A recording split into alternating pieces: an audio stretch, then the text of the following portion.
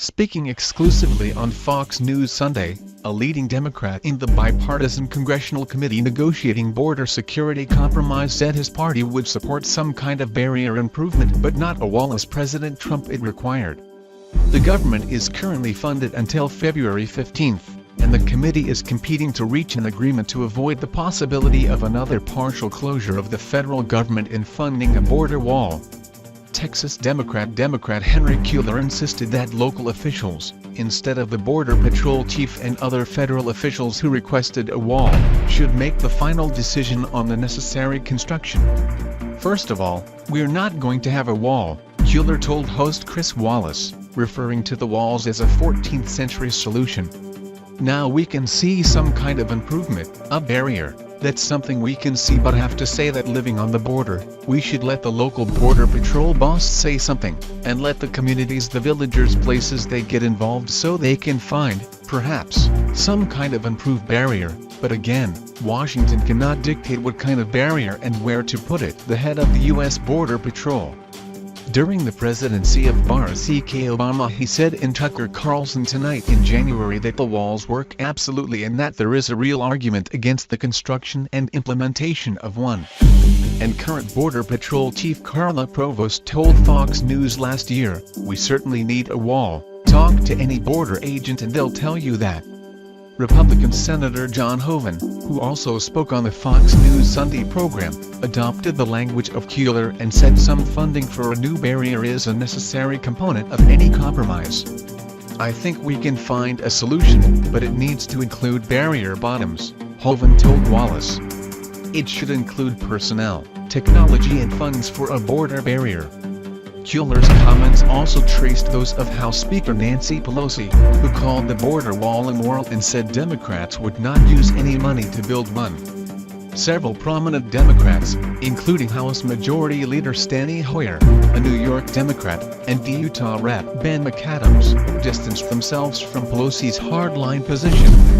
Trump has suggested he can call a national emergency if Congress does not agree to provide financial support for his proposed wall along the southern border.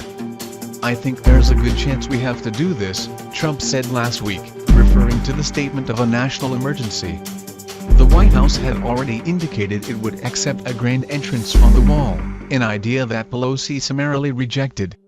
In comments to be published on Sunday, Trump told CBS News, "You know, a lot of national emergencies have been called in, and that's really an invasion of our country by people smugglers."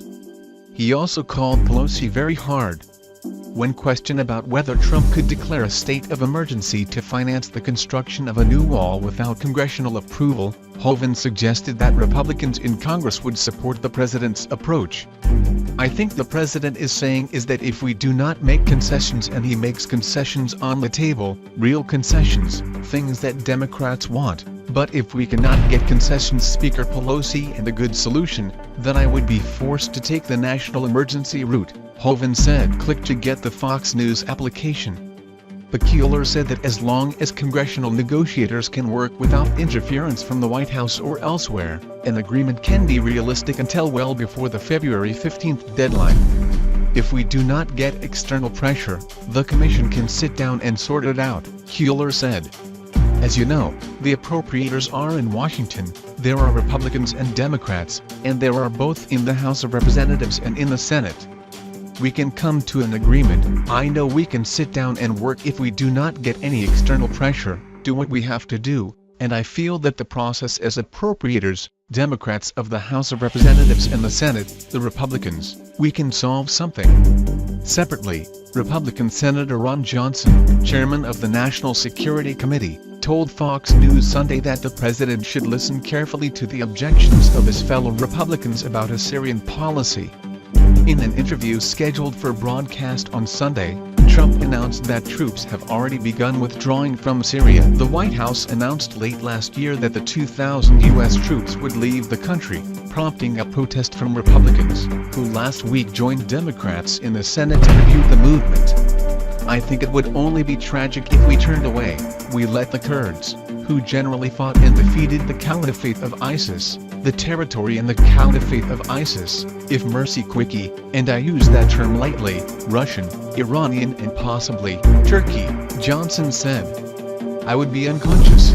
Then again, I think the Republican senators are sending very strong signals to the president.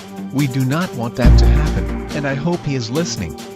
Johnson added that we certainly need to protect the people of the United States in Venezuela, which Wallace says, I think this is exactly what we have done by moving troops to Colombia. I think the people of Venezuela will take care of this situation and we will use sanctions to support them. Pressured by Wallace over whether troops have moved to Colombia, Johnson has rejected the statement, I'm based on reports. That would be a wise move, from my point of view. I hope you did. Last week, National Security Advisor John Bolton was photographed with a note in a notebook that read, 5,000 soldiers for Colombia. The sources told Fox News at the time that the White House was considering pre-positioning U.S. forces in the western neighbor of Venezuela, if necessary. However, the sources said that such a move is not imminent.